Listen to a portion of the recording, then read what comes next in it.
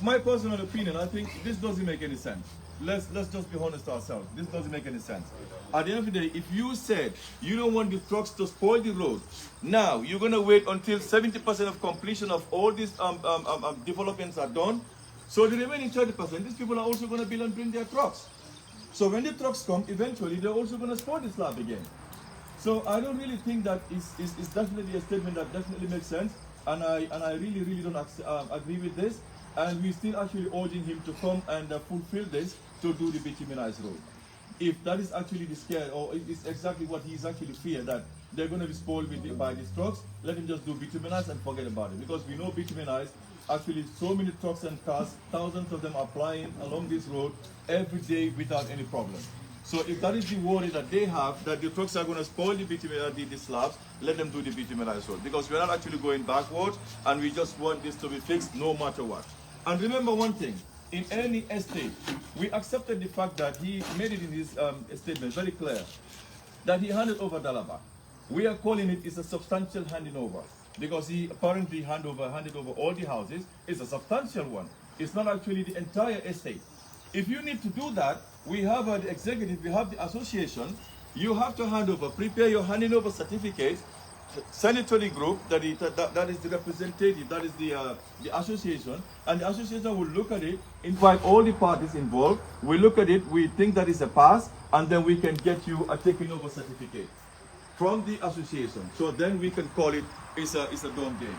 So after that, any responsibility on repairs, any responsibilities on upkeeping the estate will be solely the responsibility of the association. This is what we know that estates normally operate. But at the moment, everything is hanging. Roads are really muddy, and then we really don't like that. We are buying very expensive houses, very expensive plots in this estate due to the fact that we are really relying on these facilities to be present in the estate. So we want to make it very clear to him that we are not accepting to wait for 70% completion, but then it has to be done as soon as possible, as they illustrated here. People can hear really go. Well, we will come to that because we know we are even going, we are planning a matter to go to the court to fight for our rights. And the playground. Understand? You know, when the advertisement came that there will be some public amenities, we all know what are public amenities. Spaces there where you're going to do your park, a space where you're going to do your playground, because we all have children here, a space where you're going to do a mosque or a church, a space where you're going to put a police station, a space where you're going to do any other thing that will be of benefit to the estate. This is not happening.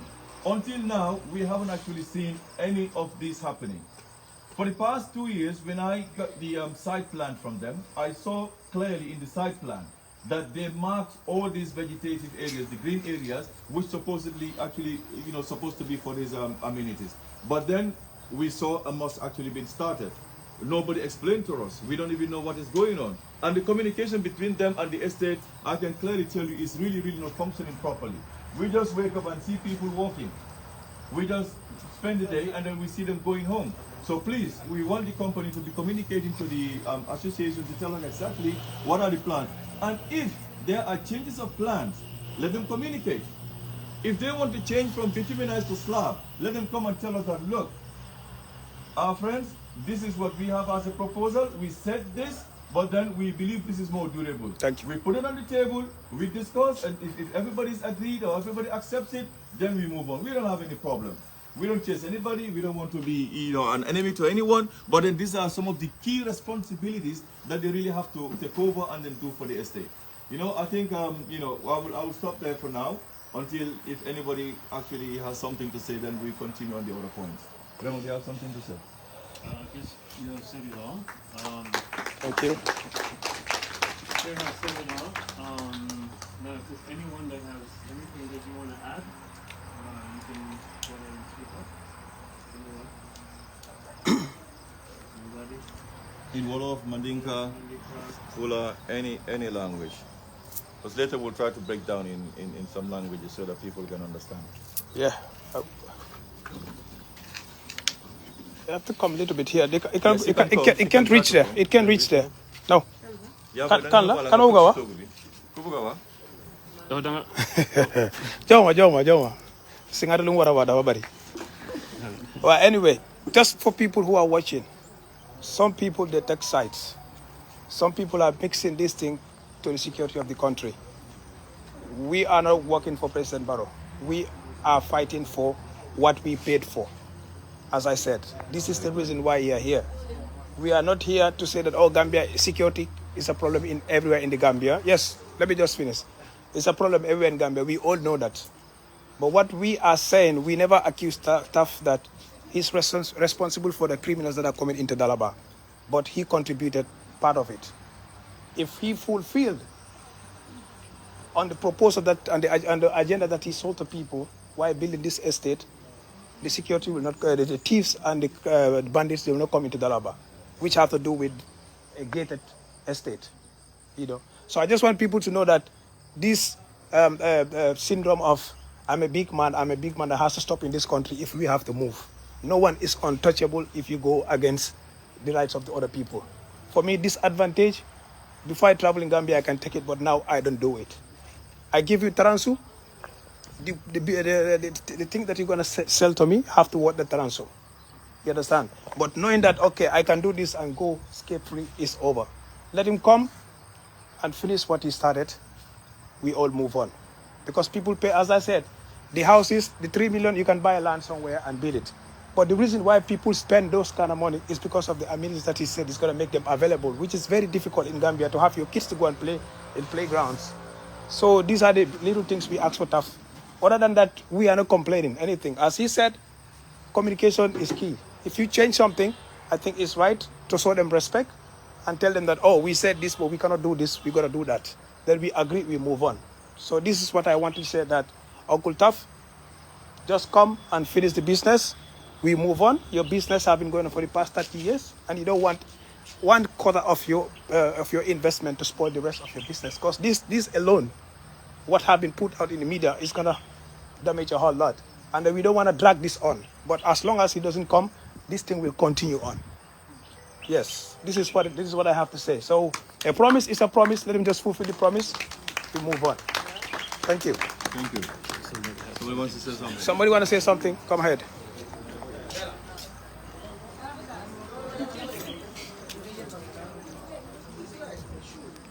Hold it like this.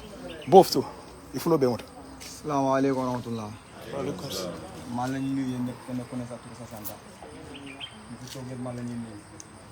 Man tay suma wax daal ci ñaar affaire. Ñu nekk Dalaba fi. Benen bi Oncle Taff la kuma ko njëga starté Oncle Taff. Comme suma brother bi ñu ko waxé ngir yalla mu ñoo jappalé ñu ci estate bi fi. Mu ñoo jappalé parce que dafa am lu ñu promis. Dafa am lu ñu wax te loolu égaloogu. Te julit nak da nga wara sam sa kàddu. Thank you. Julit da nga wara sam sa kàddu. Nit soo waxee dara da nga ko wara jëf. Julit ne nak da nga sol mbobu naay sax nga ne julit nga dédé. Sometimes dina ko xamné dina sol lu rafet xaptaan. Muy julit da nga ko déggal sa biir xol. Suñu mère yam fi. Légui suñu tédé sa pour ñu la sa problème. It's a big problem. Ngir yalla ñu ñoo jappalé. Suñu esté bi lu ñu promis ñu égali ko. Tay nak déggal dafa jot pour ñu wax ko. Parce que ñu fi nekk ni tay Taff dafa am lu ñu wax te daf ko wara égal. Si yoon ngir yalla Oncle Taff man neex ak yow man kay nga ñëw jappalé suñu mère. Ah, mère suñu tédé tay pour ñu la sa problème la déné. Ñaarel bi tamit ñu nekk Dalaba fi. Even su nekké dañ am sécurité ñun sax dañ wara nekk suñu sécurité bokk. Dañ wara try bu baax Dalaba nekkul li kessé Dalaba ëpp na ni ana ñeneen ni dañ wara try yegante bugante sopan man kessé ma nekk suma ki suma nébo la waye légui duma ko oyé suma nébo suma sistal benn bés dama fébaron fi ma nekk suma biir néeg ñom ñuma ñoo jël ñu mo hospital suma amutoon duñ ma yóbbu Aha, dégg. waaye dañ ma xam loolu moo tax gars yi ñëw yóbbu ma tey su nekkee kenn ku ne area boo nekk da nga yëgante ak sa morom sa nébu tey soo gisee keneen kuy dem sax soo ko xamee da nga ko ne hey fooy dem fooy dugga da nga xam ko si kër booy dem da nga xam ko dafa am ko fa am su ko xamutee rek nga try nga laaj ko fan lay dem foo ñu try yëgante ifin suñu amee fii si jori foo ñu try yëgante ñu buggante soppante ñun ne kese dañ war a xamante maa ngi sant suma yaay bi tamit daf dee try baax si Dalaba fii suma yaay caama suma oncle bi tamit try na fi fii la waxoon ne fi sécurité pour ñuy fay sécurité ñu doon fay sax bëriwutoon sax waaye fa ñu try ñun nee ni kese fi suñu amee fii sécurité fa ñu try ñu nekk suñu sécurité bopp ñu buggante soppante oncle taf juma bugganen ko jaka bugganen ko ñun ay jullit lañ ifin coy sax su nekkoon christian bi dafa war a def coy parce que dafa am ñu génnee seen xaalis ñu fay estate 3 millions nekkul wa xoolal dala si de dafa seer te ñu ko ut tamit seen ñaxaleen ko utee seen ñaxaleen ko utee fii nag thank you thank you Bella waa kii nag kii moom victime la sàcc nañ ko many times wacca tiyel ñaari yëpp ma tegal ci téléphone foofu asalaamaaleykum mbooloo mi maa ngi leen di nuyu allo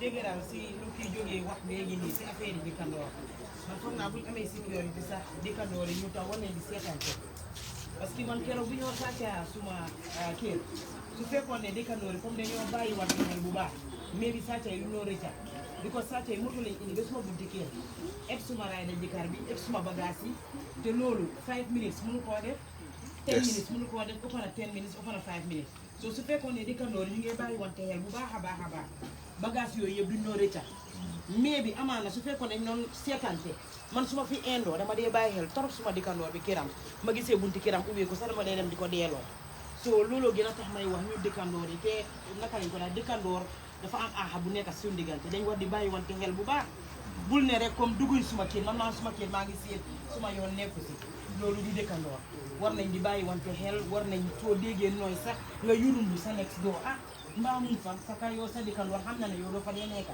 doo fay indu nañ di bàyyi wante xel man paat boobu lay wax taf jàppale ñu estate bi fii lii soo ko xoolee doone estate la fa bii rek laa gis estate bi nga xamante ne amul bunta estate bi nga xamante ne moto dafa dugga anytime bu ko neex génn anytime soo duggee si biir estate bi lu nekk nga dee dajeel yenn saa yi bëccëg nga dajee nit ñi nga xamante ne sax duñ Gambien doo xam fuñ jógee soo waxee ñu ne dañ ñëw liggéey si soo mu jàppale ñu bu baax suñ tëjoon estate bi ku fee dugga dinañ war a xam kii ban nationalité la dafa ñëw liggéey si wala dafa ñëw def si dara suñ yee benn nii bu am na xale bu góor bu ñëwoon di fuga bunti këram bi ne dafa ñëw liggéey si waaye maire bii nii taxaw nii moo ko laajte si koo ñëw mu ne ko dama ñëw liggéeyal si kii moo kool kooku mu ne ko man ooyuma kenn pour mu ñëw liggéeyal ma soo yooyu noonu yëpp bàyyi wante xel dëkkandoor moom moo waral loolu su bàyyitoon xel xale bu góor daf doon dugga si kër bi sàcca kooku noonu taf jàppale ñu ba pare dëkkandoor yi li ma wax nii ngeen bàyyi seen xel ñuy bàyyi wante xel nañ di bàyyi wante xel thank you waaw ñun ñoo dëkka ñuy toog ñuy bàyyi wante xel thank you Did Mariela want to say something? Mariela, you want to say something?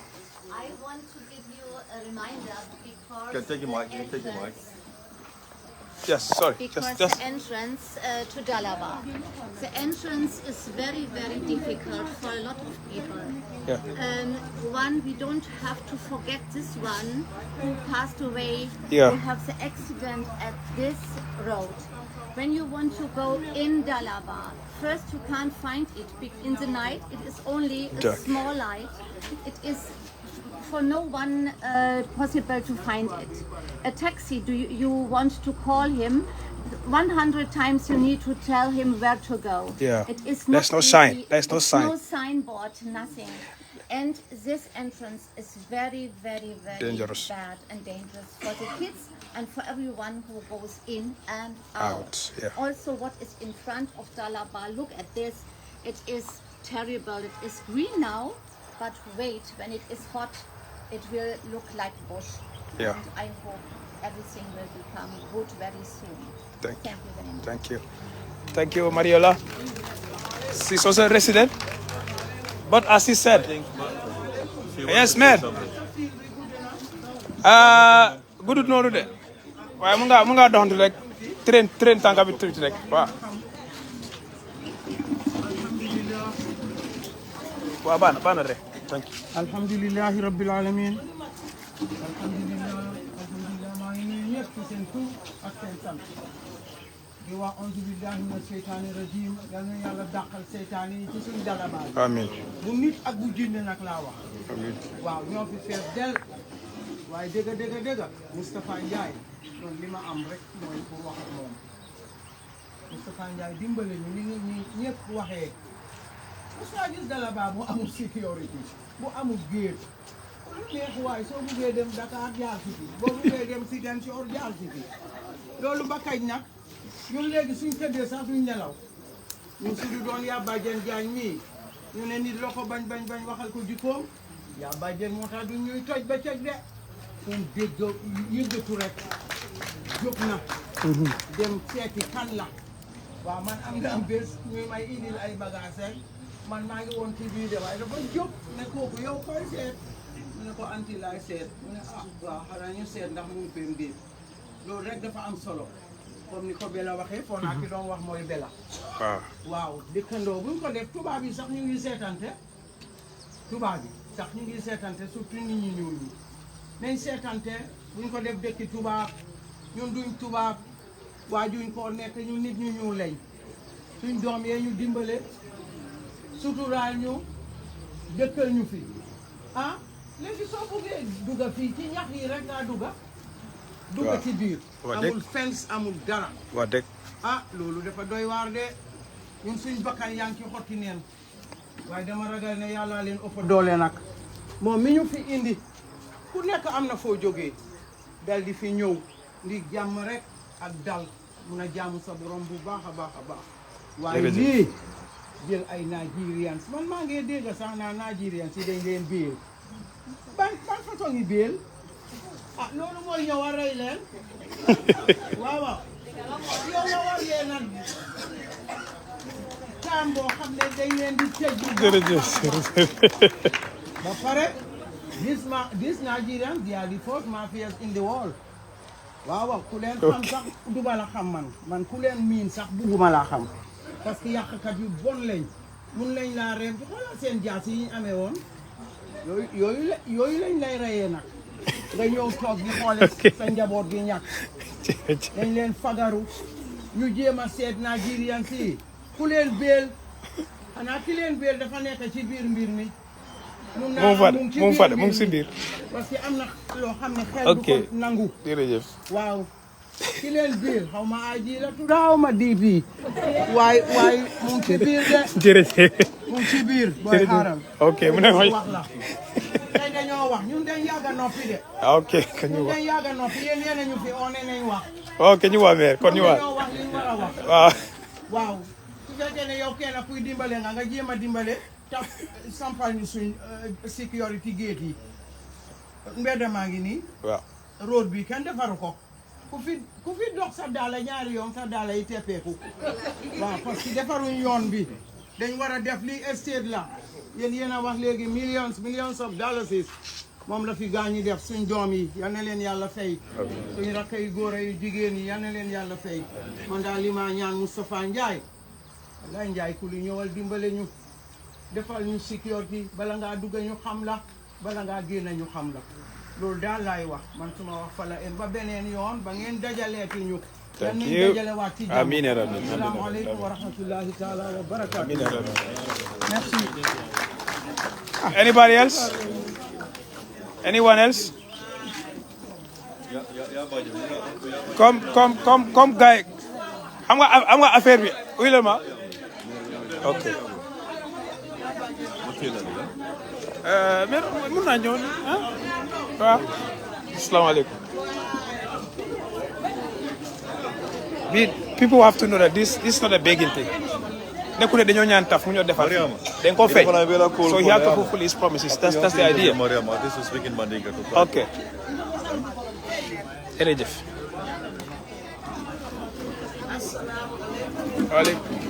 waaleykum salaam man bii sax pare na foog naa man pare na si bi xar beneen bi I've recorded already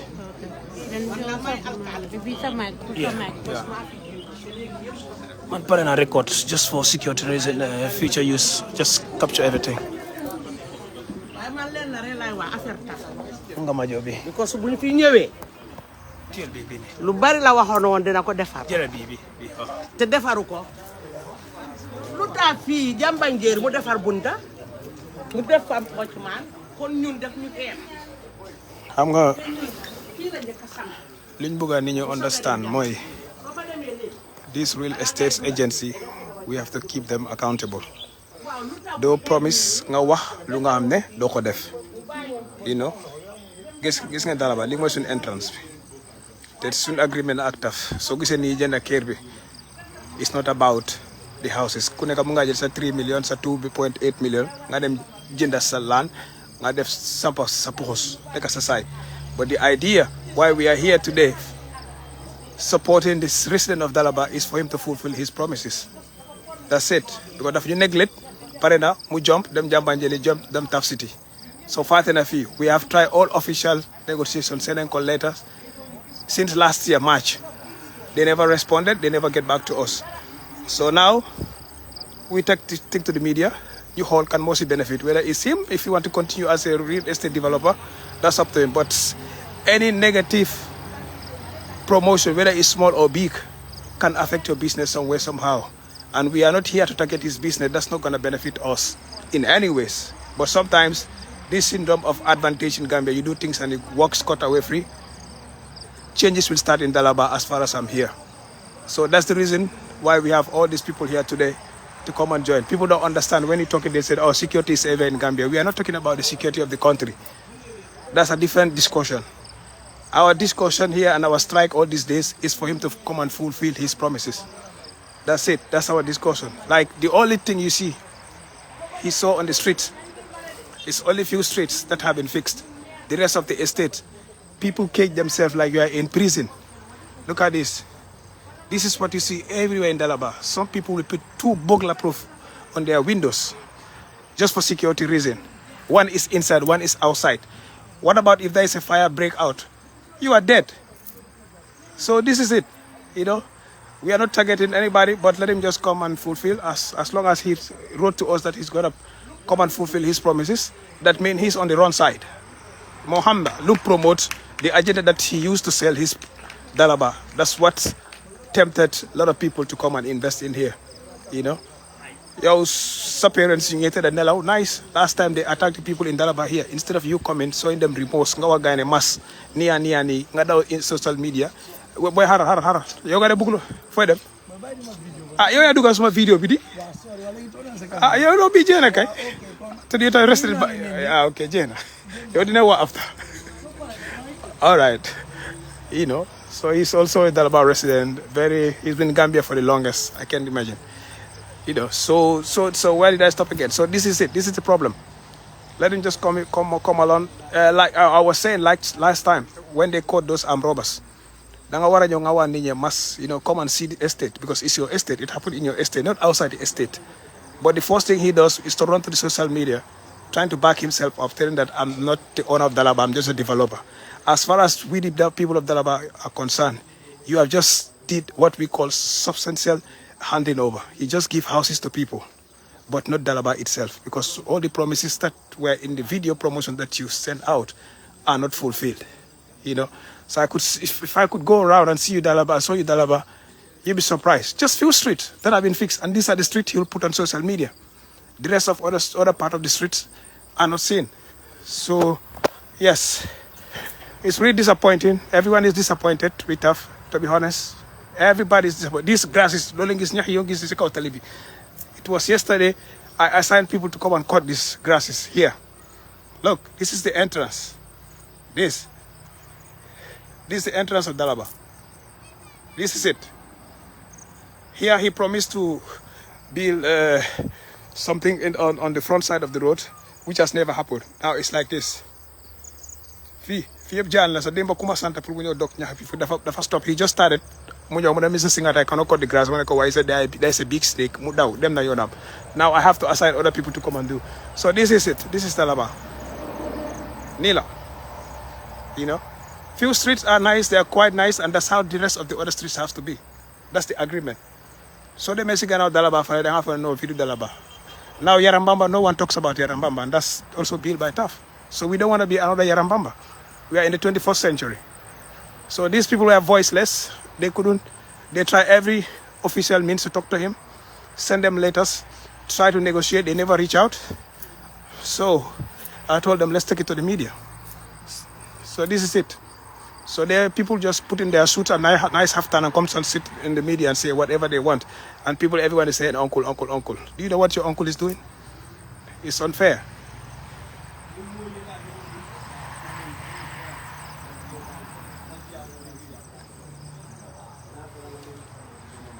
Dama nga waa sa maam dégg ah man maa ngi live yi yaa ma oodi añu waaw ok waaw ñu ne non waaye mun naa ko mute su fekkee du lu bon kay waaw waaw kon du ma fee kay moom waaw pompe waaw Belsi yaa ngi fi comme soo gisee Belsi déglul mu xaay kër yi dafa am ñoo xam ne dañ nekk di liggéey seen kër te xamuloo ko yaa ngi fi so pipe wiring bi dafa am problème parce que wañoo teg pipe yi ay at naaj bi laka ko ñu doga ko pipe so ñu bari soo xoolee sa kër da ngaa tëj sa pompe yëpp naa dégg sa mita bi muy ak lu bil bi nekk 18,000 so loolu dañ war a try compagnie bi seen boppa ñoom ñun ñu wax ak gars yi ñun duñ mën a fay ndox bu bari boobu parce que damage boobu noonu kër yu bari ñu ngi yaaxu si roon waaye ndox bi mooy lig du man kenn ñu bari la yow sax di nga am sa wala ab sax waaye fi ba pare tout uyuma tout waaye dañ dem ba time léegi gars yi ñu dem jël boobol bi gars yi jaay ko nawet so léegi ñun ñuy fay ndox so kaasa léegi thank you for the update the explanation. There are so many things happening here. I swear to God, so many things happening. I'm very disappointed, very, very disappointed. Some people are paying 18,000 bills coming from Norway just for water. Like seriously, just for water, because of the pipes that they fix for the waters. Most of them are rotten inside. So pipes, then they get a leak, pump again and all the time. So the bill comes, you cannot do anything, you have to pay. And some house owners are complaining that prior to the construction of their houses, they in fact a meter security. So meter security, meter bobu la guy use sampa sakir. So legi yow suñ sampa sakir, meter bobu do mu ngi read ndox bobu non yep nga tok rek ñu indi la bill of 18,000, 19,000, which you haven't used, you know. So lolep is wrong in the first place. Yo, so read so fix meter security jambur bu nga ne daf ko jënd ci yow ya ko sampa that process of using the water shouldn't be his own bill. You wara pay bill bobu non. Then you clear that bill, then Mamu continue from the time that he started entering into that house, into that apartment. So no. So I think there are so many things that are wrong here. But then I think Uncle Tuff, you came to your own neighborhood. There are a lot of intellectuals here. A lot of them. Very smart people. Some are living abroad. They just buy a house for their people. They are not here. And we are ready. If he doesn't comply, we take legal actions, we pay a lawyer, we take it to the next level, which we don't want to, because it's a bad image for his company. But nanyo rek continue lum promise lola mo def muje. I'm just assuming or saying what I don't know, but tough na Europe, so the agenda and the videos, you go to YouTube, all the things that he said he's gonna do in Dalaba. Motor estate is the fastest selling estate from TAF, because the promises that were involved in the contract that he's going to uphold. So none of those things are happening. So Limota Nimer, the Dalaba people there, they want to make sure their voice is heard. And as a media person, I give them the platform. Let's do what we have to do, because we tried all means of diplomats, all means of negotiations, sending letters back and forth. It's only promises which are never fulfilled. So now, Momsi Bopam sent a new letter a few days ago, which is not even officially signed. You know, you take that letter to the court, you cannot claim anything because signature of Nekufa, just the letterhead from the company. But we don't care about that. As long as Momoko Yoni, Gayam Nyoko Yoni, and it's authentic. And there is a date on that letter that he's going to start working on the fencing of the estate and other stuff that he said he's going to do. We wait for that date. If we don't see anything, we continue with our propaganda. And this is not going to stop. As long as I'm here, we'll continue doing this until we are satisfied. We are doing this fight not only for us living in Dalaba. This can happen to you from another estate agent. This can happen to you from another real estate developer. So this advantage that people do in Gambia here, man, I'm not taking it. As long as I'm involved, I'm not taking it. I will not take advantage of someone. I will not allow someone to take advantage of me. So this is it. No one is untouchable as far as I'm concerned. I give respect. But then, to say that you are not untouchable, I'm trying more. But if you come to touching, we touch each other, we all move on. Hold on. Mary, you have fake care, Samer. mu ñëw dëkk fi nga génne ko situation that he's living in wherever she was nga nekk Europe nga da nga bëgg sa yaay ñëw si place bu correct yow sa bopp yaa ngi Europe dëkkuloo fi yaa ngi ko feyal pour mu dëkk fi fii su laal buntu jàmbur rek kookala su nekkee ngelaw sa moo laal sa buntu kookala what kind of state is that? It's not fair, bro. This is tormenting. It's not fair. You know, man, suma fight me is not forbidden. I'm fighting for Mary fi nekk ngam sa morom bi mun den jur taf anyway. You know, mom wana history ambi how difficult it was for him and his mother in Banjul. Bala mo nekk a millionaire or billionaire whatever. You know. So I think he should have more sympathy and more empathy for the people he's dealing with, you know, because you know nobody wanna live this kind of life. Mary yëpp dañ mer te every day su la suñ julli ñu ñaanal la it might affect you, you know, whether now or in the long run. So yes.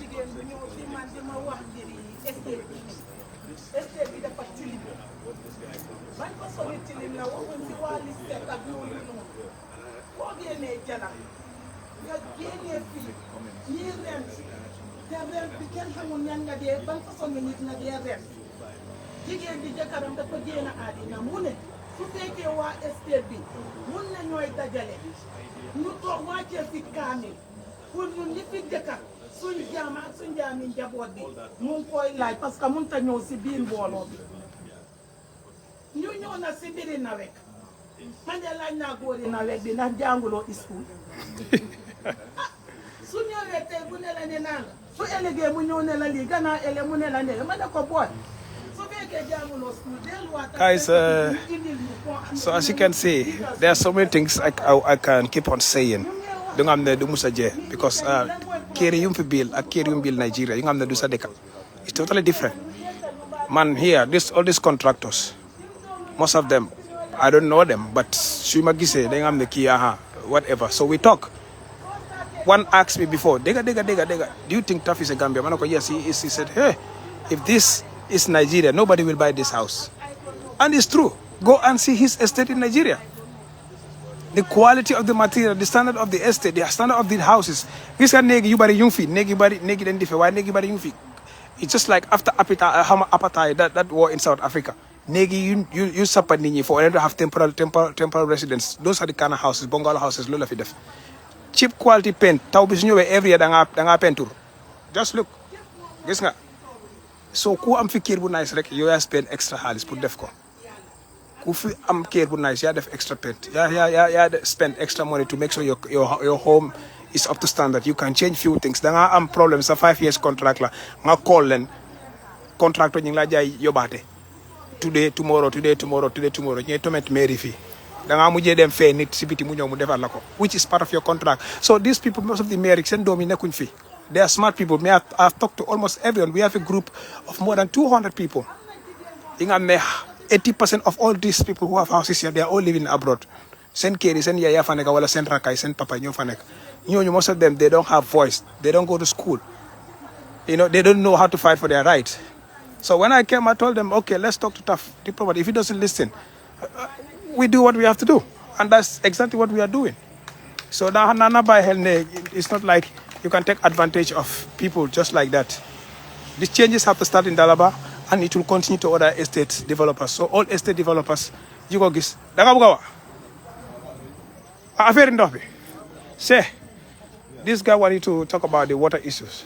Okay, like most of the houses. Who's that? He said most of the houses here, the pipe that they use to connect the tap, most of them are on there. So even if you close your pipe, the water keep running. Attack. Mongini.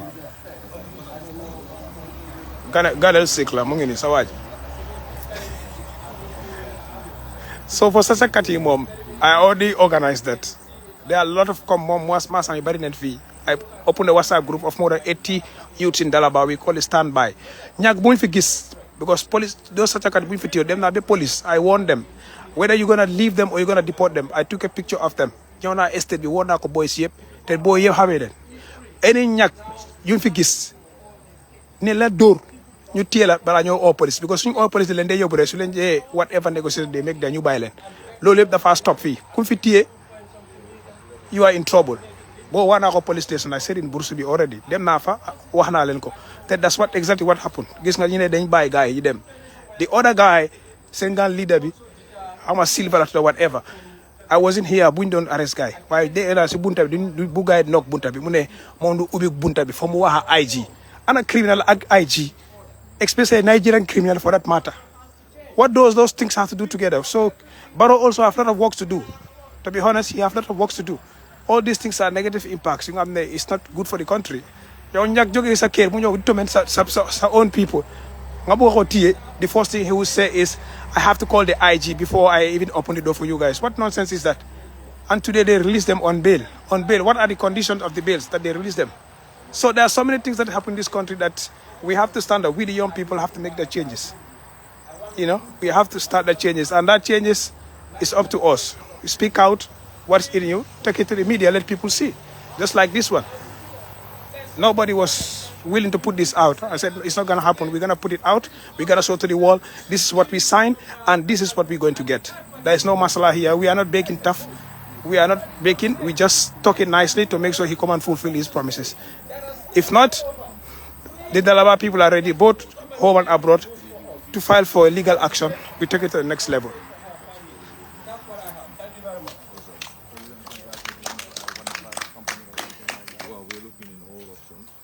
Thank you. I think I will just cut the Facebook Live now so that I can release the media houses that are here. We have 𝒕𝒉𝒊𝒔, we have 𝒂𝒄𝒄𝒆𝒔, we have Gambian Talents, we have VM. So, yes, I'll just stop from here, guys. Thank you for watching, but we keep updating you.